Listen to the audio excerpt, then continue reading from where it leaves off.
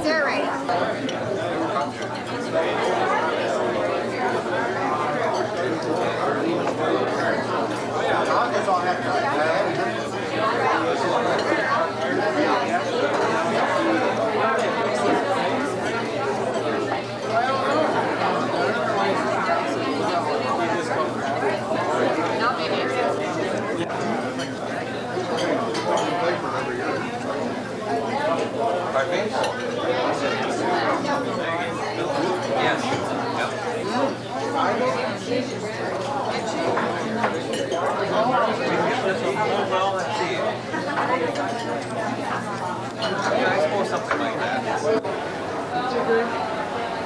You've been out here for how many years, Gracie, cooking?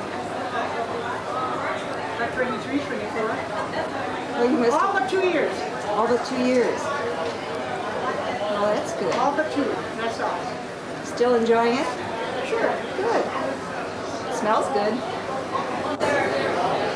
I just volunteered my services down. Oh, the big one coming. I'm going to take a look. What's on the menu tonight?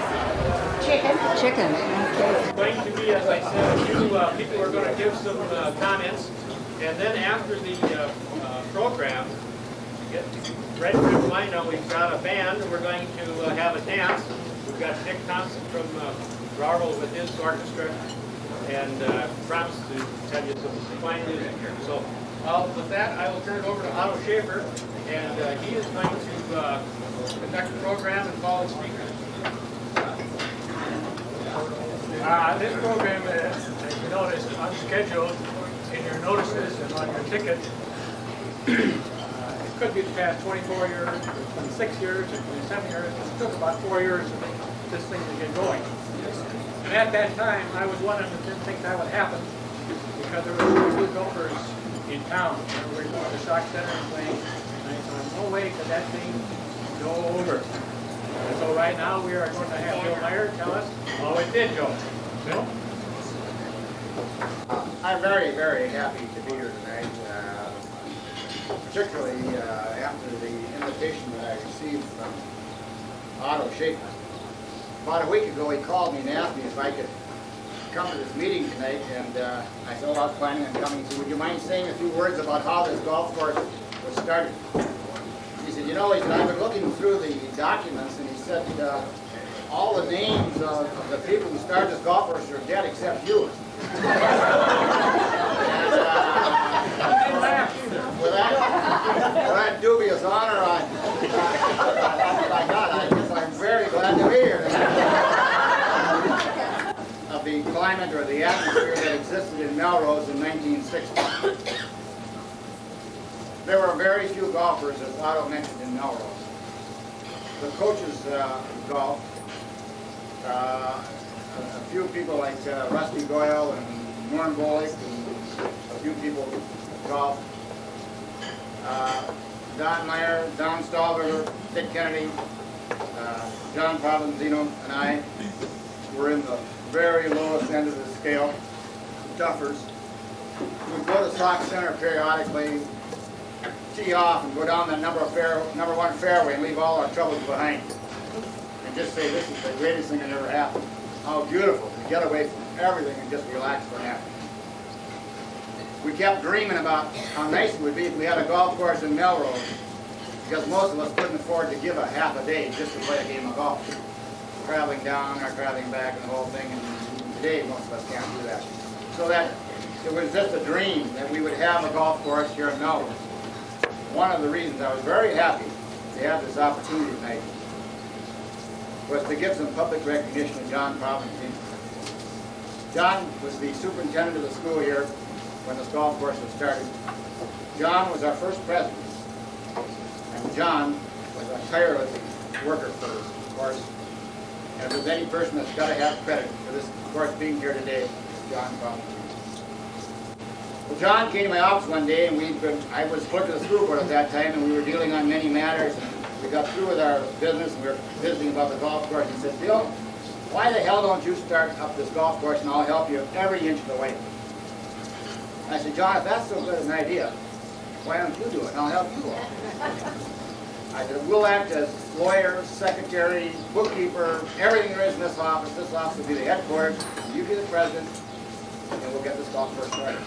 And ladies and gentlemen, I think that was the conception of this golf course. John and I shook hands on it, and John went out and worked and did so much to get this golf course into existence. And I have to mention another great supporter that we had, Rusty Webb. We'd like to start a golf course in Melrose, Rusty, and we'd like you to help us.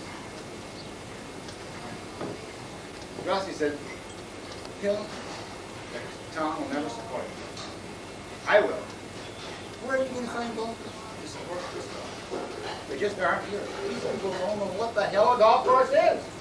They'll never support the golf course. Well, anyway, the more of that kind of a comment that we heard in Melrose, the dream we had for our golf course became an obsession. You know, when somebody starts throwing the obstacles in your way, you say, by God, we're going to do it. And the approach that we used at that time, and I wrote a number of articles and many letters on this, was pointing out that Sauk Center had a golf course, Albany had a golf course, Osagas was beginning to have one. That if we didn't have a golf course in Melrose, we were going to be one of the communities that was going backwards. We had to go forward, we had to get a golf course. So we went around to the merchants, and many of the people here can verify this. We begged everybody. We were terrible. I think I made more enemies in this community in that couple of years than any other time in my life by trying to beg people to belong to our golf course and to buy a share of stock. You know, when you say, how do you build a golf course, how do you do it? Our first thought was, why doesn't the city build a golf course? That's a great deal. We're all taxpayers. Well, the city just built a new hospital in 1959. This was in 1961.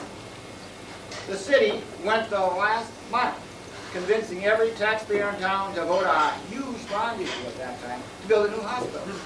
Now you want to build a golf course? That was absolutely ridiculous. So there only was one alternative. If we had to have a golf course in town, or going to get a golf course in town, we had to build it ourselves. We had to go out and raise the money. And we had a number of meetings, and we met with representatives of the Internal Revenue Service. I don't know if all you folks know this, but the way we started the golf course, we set up a corporation called Frontiers Incorporated.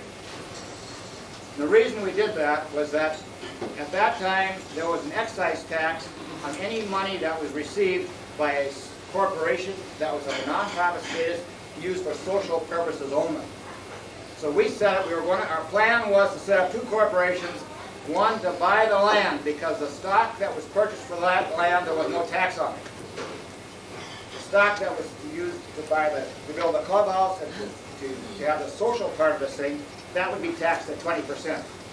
Well, in the process, that law was repealed, and therefore we abandoned the Frontiers Incorporated. Even though many of you bought shares in Frontiers Incorporated, we never issued new shares. We converted them into Meadowlark Country Club.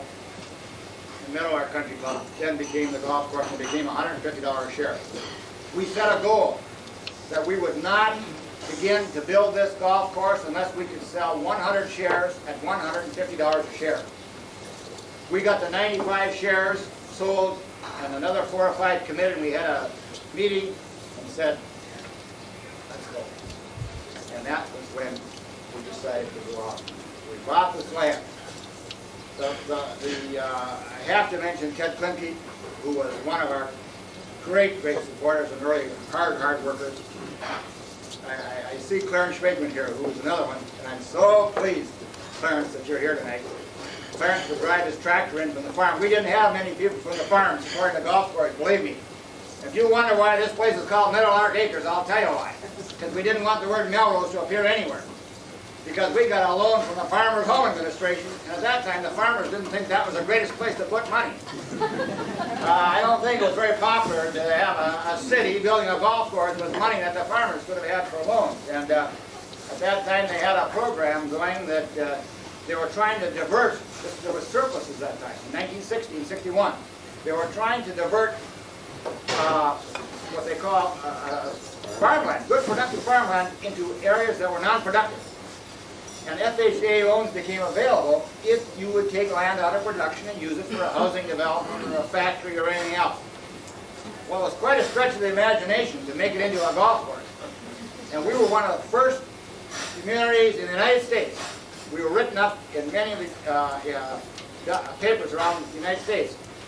Meadowlark Meadowlark Country Club receives this FHA loan. Nobody knew where the hell Meadowlark Acres was. And I say that was the reason for not putting the word Melrose in it. We were trying not to disclose that fact that we were getting this loan from the Farmers Home Administration. Anyway, we got this loan, and as many of you know that I dealt with the federal government, and getting the first of anything from the federal government is a federal case, to say the least. And our enthusiasm was going at that time. We were red hot.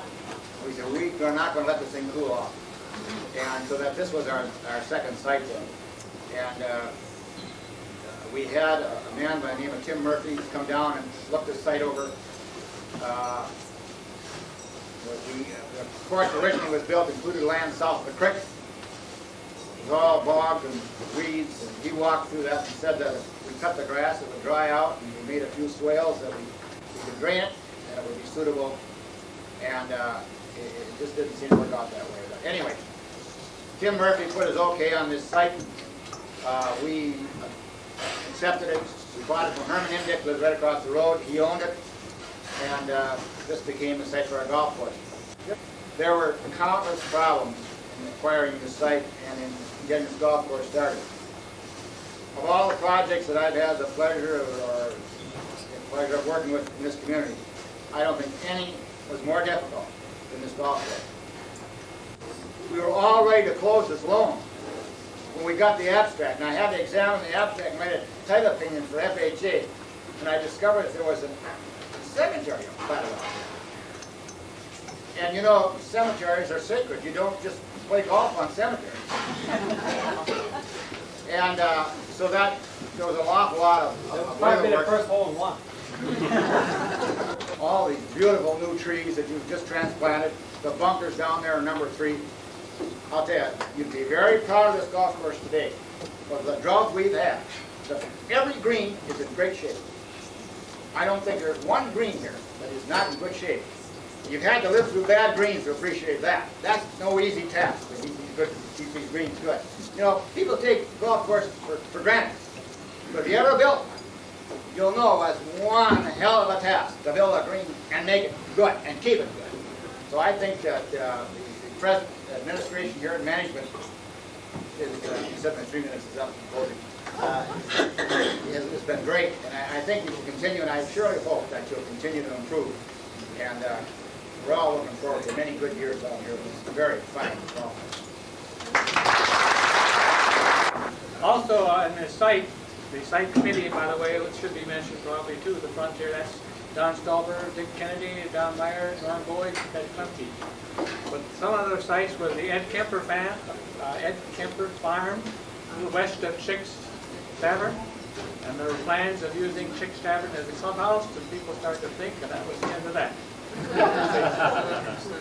Another one was Chris Tiemann Farm, that's where the high school is now, and to use that creek, the housing development.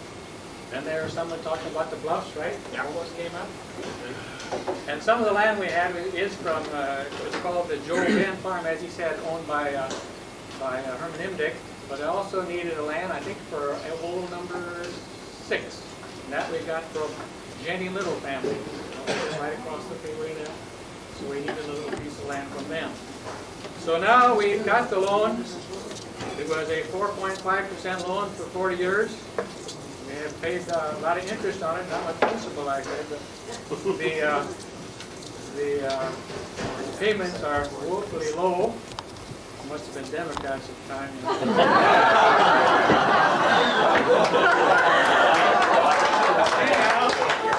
That's why they aren't paid off.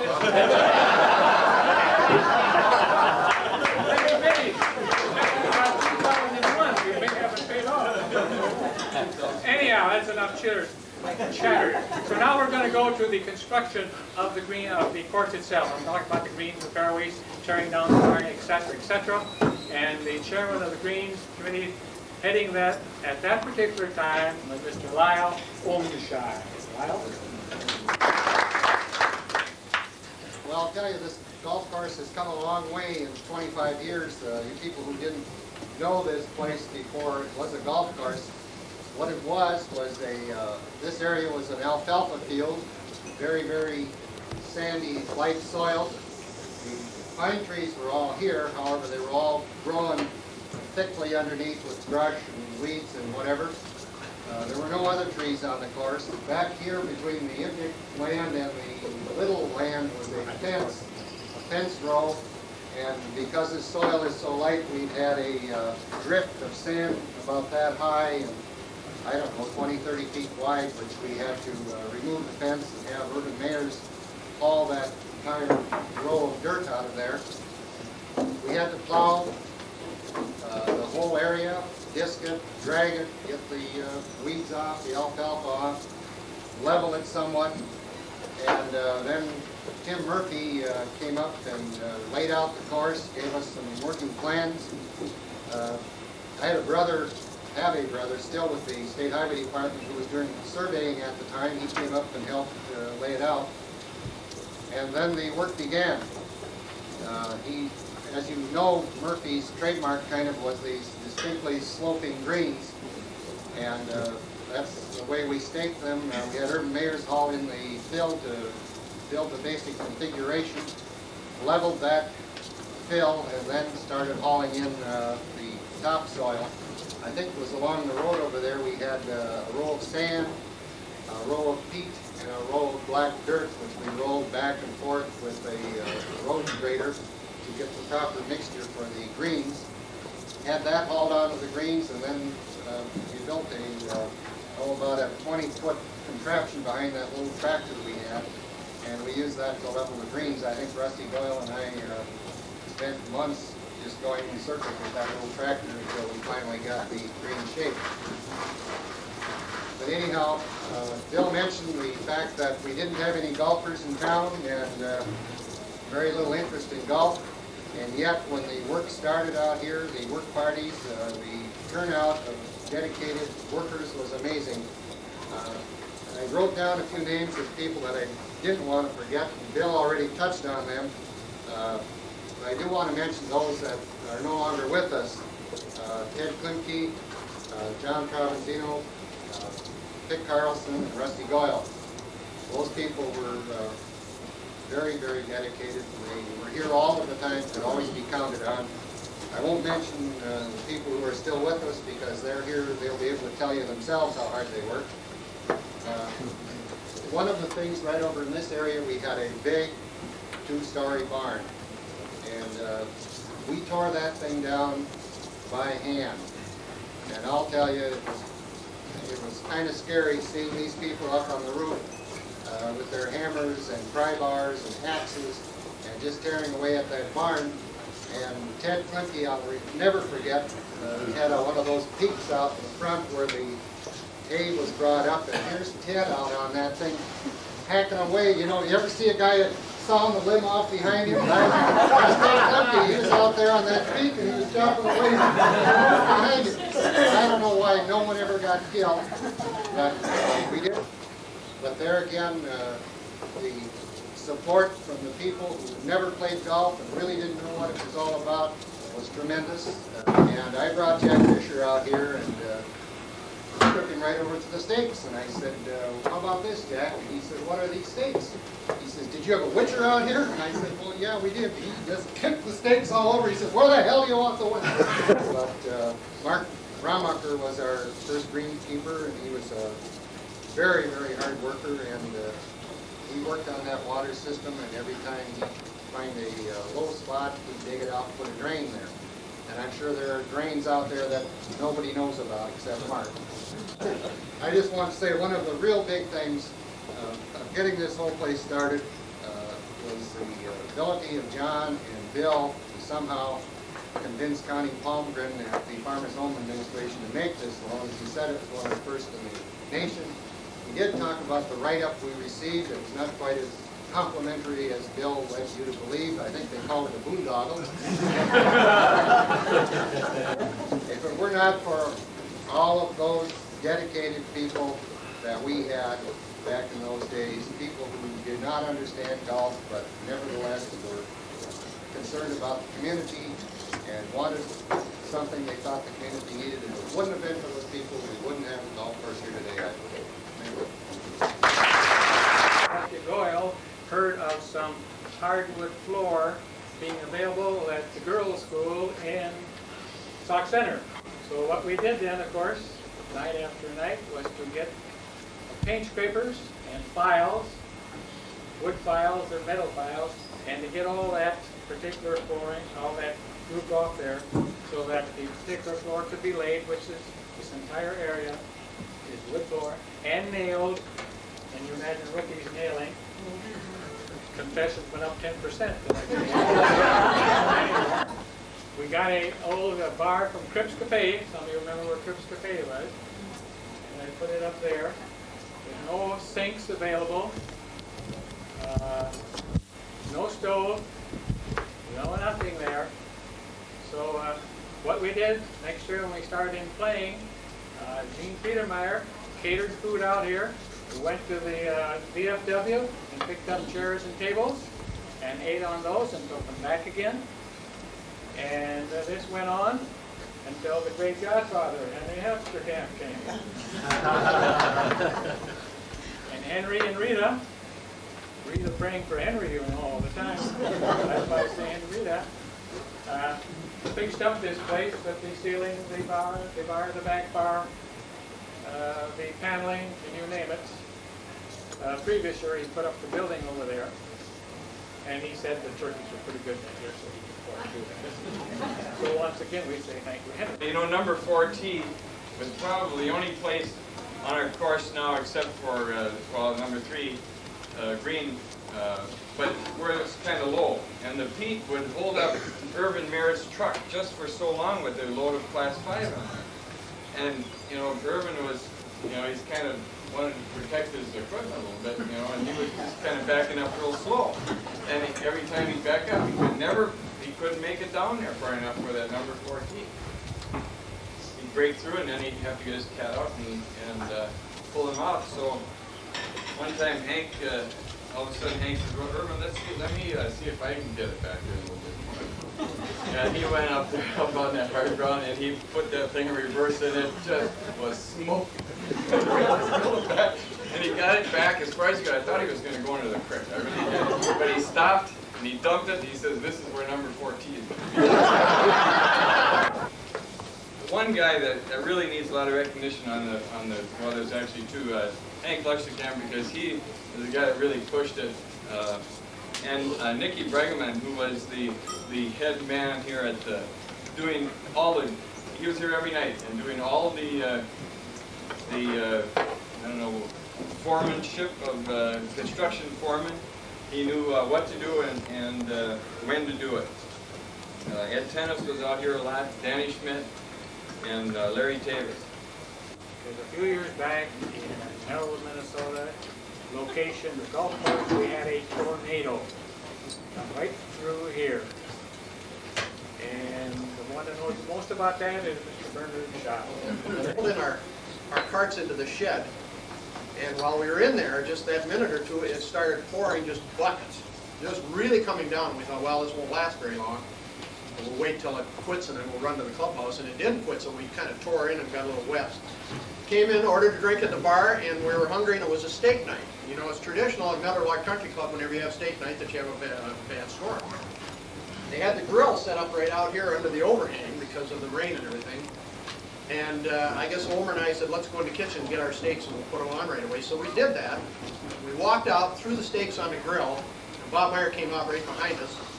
And about that time, the sirens started ringing in town, and I said, I bet you lightning struck something because there were firemen out here and they took off running as they do, you know. And Roy Tiemann happened to walk out just at that time, and he said, no, he said, my wife just called out and said a tornado touched down by Meyer Grove. And I ran around the north side of the clubhouse and out through the pine trees, and I looked over to the southwest, and I never did see the actual funnel.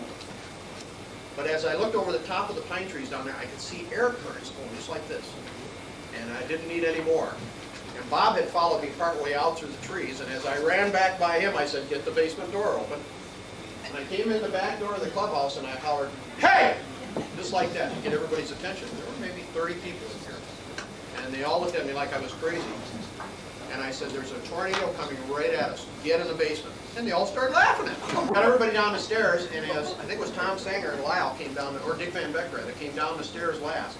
And as they made the corner to go down the stairs, these windows were coming in. When I got to the basement, I ran over to the southwest corner of the basement, and there are little windows down there, and one was open. And the hinges were there, and I grabbed the hinges, and I started to pull myself up to look out. And just about that time it hit, and everybody got down. And there were two things that I'll never forget when that thing hit. And one of them was the pressure that you could feel, the suction. And the other one was all the tiny little branches and pine needles from these pine trees hitting the clubhouse. And it sounded like there were 50,000 guys out there with 50 caliber machine guns shooting bullets at the side of the clubhouse. And you could literally feel the clubhouse going like this. But thank God it stayed down, and the thing went right over the top. And it was over, just like that. I'll just close my comments by saying that all the things that I've heard here this evening are really interesting and gratifying. That this could only happen in a small town. I guess to conclude, we need more people as time goes on, and more money and more enthusiasm, just as we did 25 years ago, to keep it going. The people, the committees have got to keep going, and it's a constant effort to keep it going and keep it improving. And that's all the comments that I have.